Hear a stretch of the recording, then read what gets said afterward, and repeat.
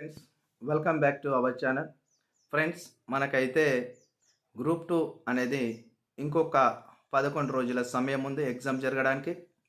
అందరికీ తెలుసు, గ్రూప్ 2 వచ్చేసి ఈ మంత్ 15వ తారీఖు, డిసెంబర్ 15, 16 తారీఖు ఉంది.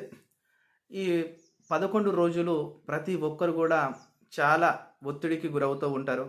చాలా మానసిక ఆందోళనకి గురవుతూ ఉంటారు. ఎందుకంటే చాలామంది మిత్రులు ఇప్పుడు ఈ గ్రూప్ 2 ఎగ్జామ్ కోసం కనీసంలో ఒక సంవత్సరంన్నర నుండి 2 సంవత్సరాల వరకు చాలా సీరియస్ ప్రిపరేషన్లో ఉండి చదువుతున్న వాళ్ళు చాలామంది ఉన్నారు.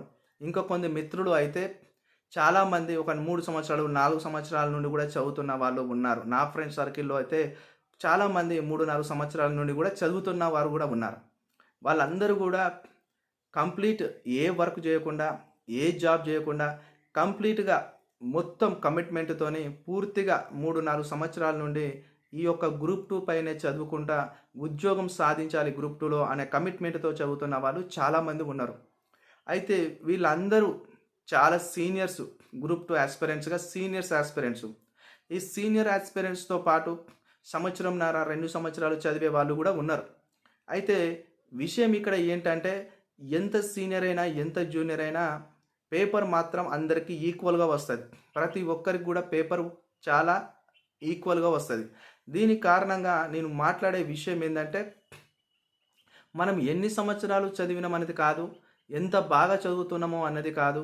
ఈ యొక్క 11 రోజుల సమయంలో మీ రివిజను ఎంత అద్భుతంగా సాగిస్తే మీకు ఈ యొక్క విషయాలు చాలా గుర్తుండిపోతాయి సిలబస్లోని. ఒత్తిడి సమయంలో చాలా బాగున్నా ఒత్తిడికి దూరంగా ఉండాలి. నెగటివ్ థాట్స్ రాకూడదు.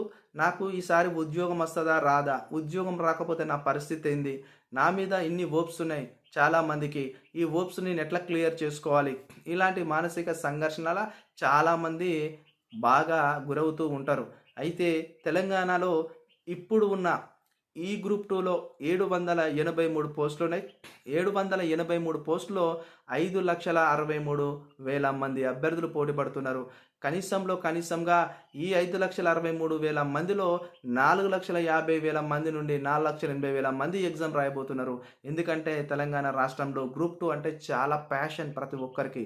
గ్రూప్ 2 ఖచ్చితంగా సాధించాలన్న ప్యాషన్ ప్రతి యువకుడిలో, ప్రతి అభ్యర్థిలో ఉంటుంది. సో అందుకని నేను ఏం చెప్తున్నానంటే, గ్రూప్ 2లో మనకు ఎగ్జామ్లో మనకు ఖచ్చితంగా జాబ్ డిసైడ్ చేసే పేపర్లు కొన్ని ఉంటాయి.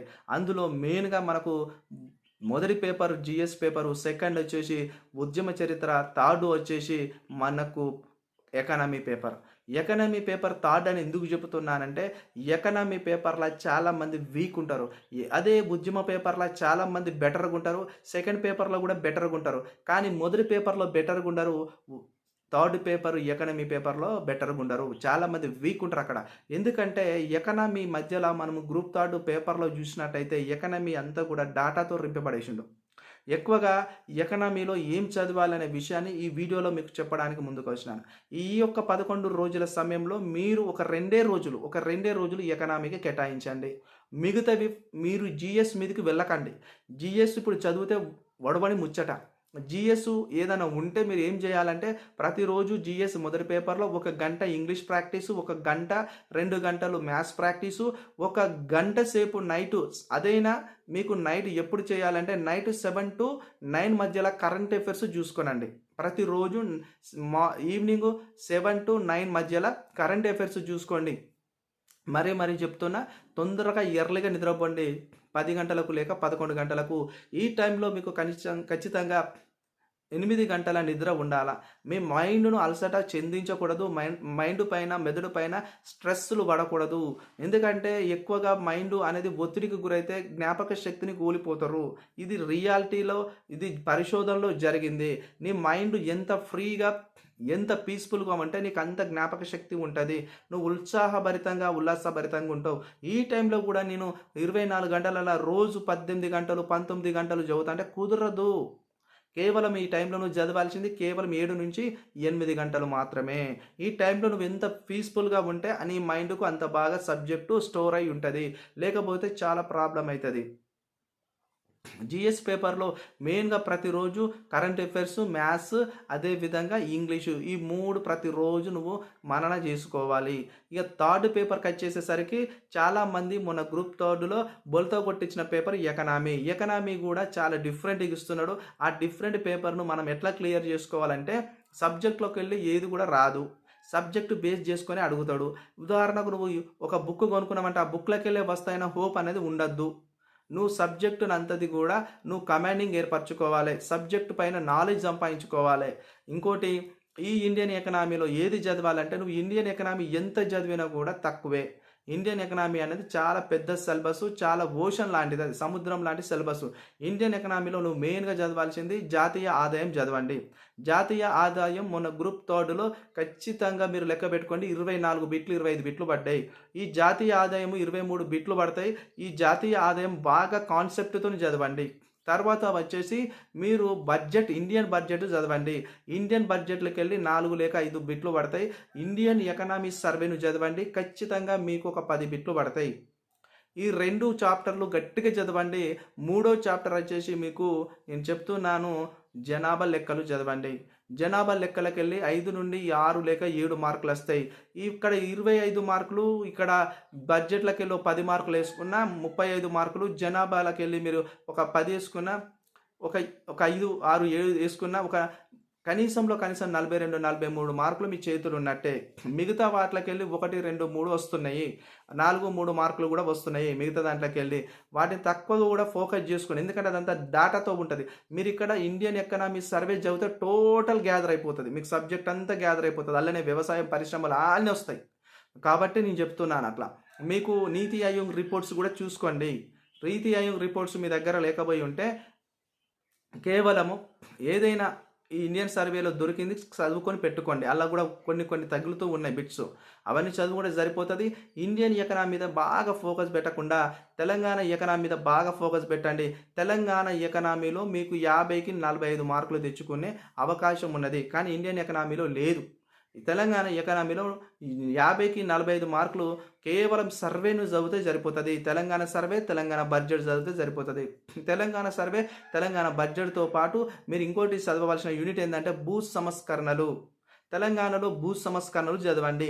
తెలంగాణలో భూ సంస్కరణల పైన 2024 మొన్న రీసెంట్గా జరిగిన గ్రూప్ థర్డ్ ఎగ్జామ్లో 4-5 బిట్లు డైరెక్ట్ క్వశ్చన్స్ పడ్డాయి. 4-5 బిట్లు, మిగతాయి కూడా పడ్డాయి. మీరు భూ సంస్కరణలల్లా మెట్ట ప్రాంత భూమికి ఎన్ని ఎకరాలు ఉండాలి, అదేవిధంగా 2 పంటలు పండే భూమికి ఎన్ని ఎకరాలు, ఇవన్నీ కూడా చదువుకోనండి. బాగా ఈజీగా ఉంటాయి అవన్నీ కూడా. మళ్ళీ విధంగా రైతువారి పద్ధతి, మాల్వారి పద్ధతి, అదేవిధంగా జమీందారి పద్ధతి, ఇవన్నీ కూడా చదవండి. ఈ పద్ధతులు తీసుకొచ్చిన వాళ్ళు ఎవరు, వాళ్ళ పేర్లు కూడా అడుగుతాడు, అవి కూడా చదువుకోండి. ఇవి చాలా చాలా ఇంపార్టెంటు. ఇండియన్ ఎకనామీ కంటే తెలంగాణ ఎకనామీ చదవడం సులువు. మీకు థర్డ్ పేపరు ఏదైతే ఉందో మీకు డెవలప్మెంట్ ఇష్యూస్, దాంట్లో పేదరికము, నిరుద్యోగంని బాగా చదవండి. ఆర్థిక వృద్ధి, ఆర్థిక అభివృద్ధి, ఈ 2 చాప్టర్లు చదవండి. తర్వాత ఇంకోటి కులం, కులతత్వం, ఆర్థిక అసమానతలు లైట్గా చూసుకోండి, మీకు సరిపోతుంది. సెకండ్ పేపర్ మీకు బాగా థర్డ్ పేపర్ మీరు బాగా కష్టపడితే తెలంగాణ ఎకనామీలో డెమోగ్రఫీ చదవండి, అదేవిధంగా సర్వే చదవండి, అదేవిధంగా మీరు వ్యవసాయ సంస్కరణలు బాగా చదవండి, అదేవిధంగా భూ కమతాల గురించి బాగా చదవండి. ఇవి సరిపోతాయి. థర్డ్ సెక్షన్లో ఏదైతే డెవలప్మెంట్ ఇష్యూస్ ఉందో దాంట్లో పేదరికం, నిరుద్యోగము, ఆర్థిక వృద్ధి, ఆర్థిక అభివృద్ధి, ఇవి బాగా చదవండి. ఇవి చదివితే మీకు 150 మార్కులల్లా 110, 115 తెచ్చుకున్నా కానీ మీకు ఉద్యోగం గ్యారంటీ. కానీ 115 వరకు ఎవరు పోరు, 105, 110 వరకు లాస్ట్ అనుకుంటున్నా. ఎందుకంటే ఈసారి గ్రూప్ 2లో ఎకనామీ పేపర్ గట్టిగా చాలా హార్డ్గా రాబోతుంది. జిఎస్ పేపర్లో నేను మళ్ళీ చెప్తున్నా, మీకు English and maths, current affairs, science and technology చూసుకోనండి. దాంట్లో 150కి మొదటి పేపర్లో ఒక 105, 110 తెచ్చుకుంటే చాలు. ఈ ఉద్యమ చరిత్రలో మీరు ఎట్లాగో 130 వరకు పోగలుగుతారు. అదేవిధంగా సెకండ్ పేపర్లో మీరు ఎట్లాగో 130 వరకు కూడా పోగలుగుతారు. ఈసారి 600 మార్కులు కేవలం ఉద్యోగం వచ్చే మార్కులు 450, 460 ఉంటుంది. ఎందుకంటే 500 వరకు ఎవరు పోరు లాస్ట్ టైం లాగా.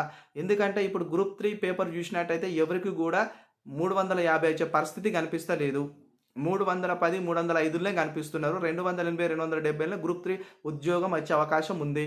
అంటే ఆ పేపర్‌ను బేస్ చేసుకుంటే ఈ పేపర్ అంత హార్డ్‌గా రాబోతుందనేది విశ్లేషణ జరుగుతుంది. మీరందరూ కూడా చదివే వాళ్ళు కొద్దిగా ఈ 11 రోజులు బాగా కాన్సంట్రేషన్ చేసి చదవకండి. అది కూడా రివిజన్ చేయండి. కొత్త బుక్స్ జోలికి పోకండి. చాప్టర్‌లు బాగా ఎక్కువ 100 పేజీలున్నాయి మళ్ళీ తిరిగొచ్చి చదవకండి. రివిజన్ అంటే నువ్వు చదివిందే మరలా చదవడము అంతే. నువ్వు ఒక విషయాన్ని ఒకసారి చదివే దానికంటే పదే పదే చదివితే నీ యొక్క బ్రెయిన్‌లో చాలా చక్కగా సేవ్ అయి ఉండిపోతది నీ మెమొరీలో. అది అన్నమాట. ఇది గుర్తుంచుకోండి.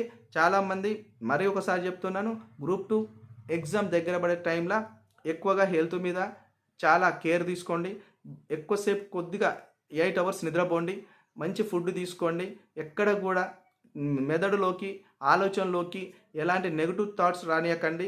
ఉద్యోగం సాధిస్తాను అనే బలమైన నమ్మకంతోని చదవండి. ఉద్యోగం రాకపోతే ఎలా అనే నెగెటివ్ థాట్స్‌ని తొలగించుకోండి.